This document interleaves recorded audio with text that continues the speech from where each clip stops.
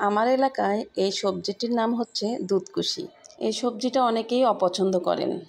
পরিবারের ছোট সদস্যরাও এই সবজিটা খেতে চায় না। তাই আজকে নিয়ে এলাম দুধকুশি দিয়ে সুন্দর একটা দারুণ রেসিপি। আসসালামু আলাইকুম, কেমন আছেন সবাই? আশা করি সবাই ভালো আছেন। এই তো দুধকুশি নিয়ে নিয়েছি। আজকে দুধকুশি দিয়ে দুর্দান্ত একটা রেসিপি তৈরি করব। বাসায় যদি হঠাৎ করে কোনো মেহমান আসে, তাদেরকে এই রেসিপিটা করে দিয়ে তাক লাগিয়ে দিতে পারেন।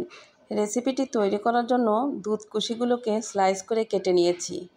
খুবই সামান্য উপকরণে এই রেসিপিটা তৈরি হয়ে যাবে। কাঁচামরিচ, পেঁয়াজ কেটে নিয়েছি, একটা ডিম ভেঙে নিয়েছি, তার মধ্যে চিলি ফ্লেক্স দিয়েছি আর স্বাদ মতো লবণ দিয়ে দেব। সাদা তেল বা সরিষার তেল দিতে পারেন আর পরিমাণ মতো হলুদ দিতে হবে। এইটুকু উপকরণ দিয়েই তৈরি হয়ে যাবে আজকে দুধকুশি আর ডিমের সুন্দর একটা রেসিপি।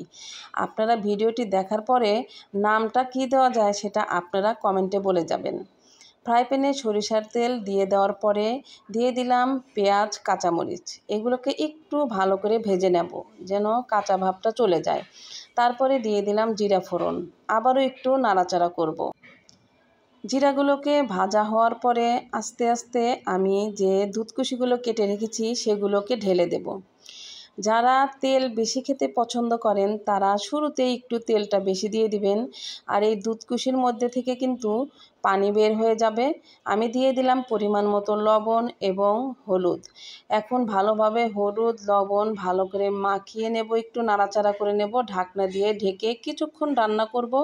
তারপর দেখতে পাবো যে ওর ভিতর থেকে পানি চলে এসেছে।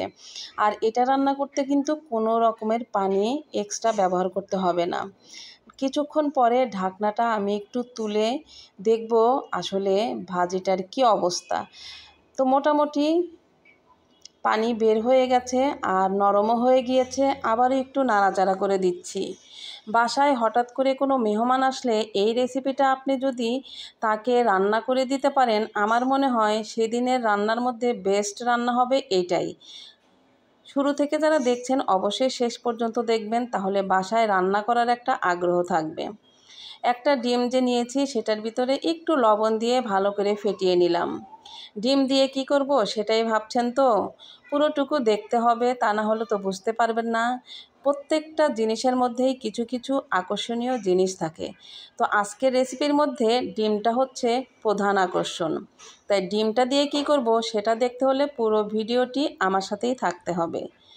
তো ডিমটা তো আমার মোটামুটি ফাটানো শেষ হয়ে গিয়েছে আর এদিকে ভাজিটাও আমার মোটামুটি হয়ে গিয়েছে।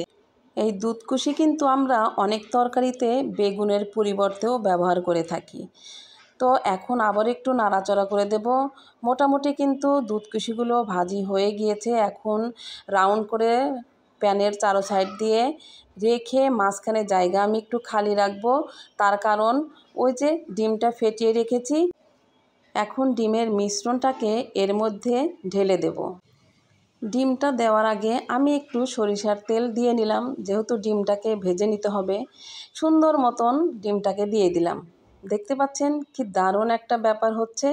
ডিম দিয়ে দুধকুশি দিয়ে কি রান্না করছি নামটা তো আমি ঠিক বলতে পারলাম না, আপনাদের কাছেই বলে গেলাম যে আসলে এই রেসিপিটার নাম কি দেওয়া যেতে পারে। কিছুক্ষণ পর ঢাকনা তুলে দেখি ডিম তো ফুলে ফেপে একাকার। এখন ডিমটাকে সুন্দর মতন ঝুরি ঝুরি করে নেব। তারপর দুধকুশির সাথে সুন্দর করে মিশিয়ে নিলেই কিন্তু আমার রেসিপিটা তৈরি হয়ে যাবে। আর দেখতেই পাচ্ছেন ডিম মিশানোর পরে সবজিটা কি অসাধারণ লাগছে। প্রত্যেকটা বাড়িতেই ছোট বাচ্চারা আছে, তাদের জন্য হলেও অন্তত এই রেসিপিটা একদিন হলেও ট্রাই করবেন। আমার তো মনে হয় সেই দিন সবার ভাত একটু বেশিই খেতে হবে। দুধকুশি ডিম দিয়ে এত সুন্দর একটা রেসিপি তৈরি করা যায়, আমি তো অবাক হয়ে গিয়েছি। ভাবলাম আপনাদের সাথে শেয়ার না করলে তো হবেই না। আমার দুধকুশি ডিম দিয়ে রেসিপি একদম তৈরি হয়ে গিয়েছে। রেসিপিটি ভালো লাগলে অবশ্যই লাইক কমেন্ট শেয়ার করে পাশে থাকবেন। আর অন্তত বাসায় একদিন সবাইকে এই রেসিপিটা করে খাওয়াবেন। আমার মনে হয় সেই দিন বেস্ট রেসিপি হবে এইটাই। তো ভালো থাকবেন সবাই, আর বড় করতে চাই না। খোদা হাফেজ।